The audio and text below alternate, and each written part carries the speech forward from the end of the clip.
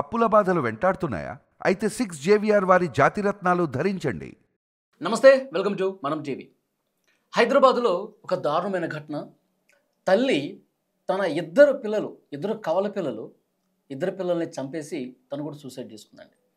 అంటే తల్లి ప్రేమ ఏమైపోయిందో కూడా అర్థం కావట్లా. అంటే ఎన్ని బాధలన్నా ఉండొచ్చు, సమస్యలు ఏమైనా ఉండొచ్చు, కానీ వాటిని పరిష్కరించుకునేటువంటి పరిస్థితి ఉంటుంది. ఏ సమస్యకైనా సొల్యూషన్ ఉంటుంది. కానీ ఇలా క్షణికావేశంలో దారుణాలకు పాల్పడటం అనేది నిజంగా చాలా బాధాకరమైన విషయం. హైదరాబాదులో బాలానగర్ పిఎస్ పరిధి పద్మనగర్లో ఈ ఘటన జరిగింది. ఒక తల్లి తన ఇద్దరు కవల పిల్లలు, 2 ఏళ్ల కవల పిల్లలు ఉన్నారు, గొంతు నులిమేసి చంపేసిందండి. భర్త అనిల్ కుమార్తో గొడవలు ఉన్నాయట. గత కొద్ది రోజులుగా ఈ గొడవలు జరుగుతూ ఉన్నాయి.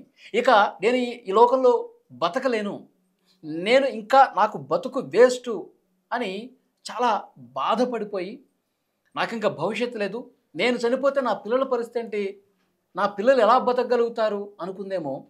తన ఇద్దరు పిల్లలండి, ఇద్దరు కవల పిల్లలు, పాపం చాలా ముద్దుగా బంగారంలో ఉన్నటువంటి ఇద్దరు పిల్లల్ని కూడా ఇద్దరిని ఒకేసారి గొంతు నులిమి చంపేసింది. ఇది చేసిన వెంటనే థర్డ్ ఫ్లోర్ నుంచి కిందకి దూకేసిందండి ఆ తల్లి. ఆమె పేరు సాయలక్ష్మి. దూకేసి ఆన్ ది స్పాట్ ఆమె కూడా చనిపోయిన పరిస్థితుంది. వెంటనే ఈ ఘటన జరిగిన వెంటనే అక్కడ ఉన్నటువంటి స్థానికులు, అపార్ట్మెంట్ వాసులు అందరూ కూడా అంబులెన్స్కి ఫోన్ చేశారు, ఆసుపత్రికి తీసుకెళ్లారు. చనిపోయింది, అప్పటికే ఆమె చనిపోయింది. ఇంటికి వెళ్ళి చూస్తే ఇంట్లో ఉన్నటువంటి ఇద్దరు పిల్లలు కూడా చనిపోయి ఉన్నారు. సో ఎంత దారుణం చూడండి. భర్త అనిల్ కుమార్ ఆయన ఇంట్లో లేనప్పుడు, ఆయన జాబ్కి బయటికి వెళ్ళినప్పుడు ఇంత దారుణం జరిగింది. నిజంగా భార్యాభర్తల మధ్య ఏమైనా గొడవలు ఉంటే వాళ్ళు పరిష్కరించుకోవాలి. భర్త ఏమైనా వేధింపులకు గురి చేస్తే అతని మీద పోలీస్ కేసు పెట్టాలి, లేదంటే పెద్దలకి చెప్పాలి. పెద్దలకి ఏదైనా సమస్య ఉంటే చెప్తే వాళ్ళు సమస్యను సార్ట్అవుట్ చేసే ప్రయత్నం చేస్తారు. ఇరు కుటుంబాల పెద్దలు దాన్ని పరిష్కరించే ప్రయత్నం చేస్తారు. కానీ అభం శుభం తెలియని చిన్న పిల్లల్ని కూడా చంపేసావు కదమ్మా. నవమాసాలు మోసి కని పెంచినటువంటి ఆ మాతృత్వం, ఆ ప్రేమ ఏమైపోయింది? చిన్నపిల్లల్ని ముక్కుపచ్చలారంటే 2 ఏళ్ల ఇద్దరు పిల్లల్ని, పాపం కవల పిల్లలు ఎంత ముద్దుగా ఉన్నారు, వాళ్ళని స్పాట్లోనే చంపేసి గొంతు నిలిమి చంపేసిందట. ఆ మహతల్లికి ఎంత కష్టం వచ్చింది చూడండి. మానసికంగా ఎంత క్షోభకు గురై ఉంటుంది.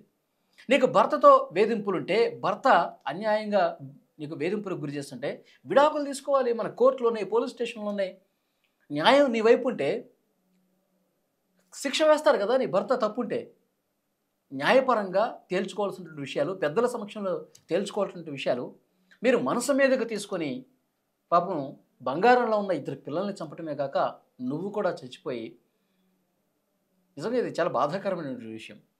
సో ఇలాంటివి జరగకుండా ఉండాలి.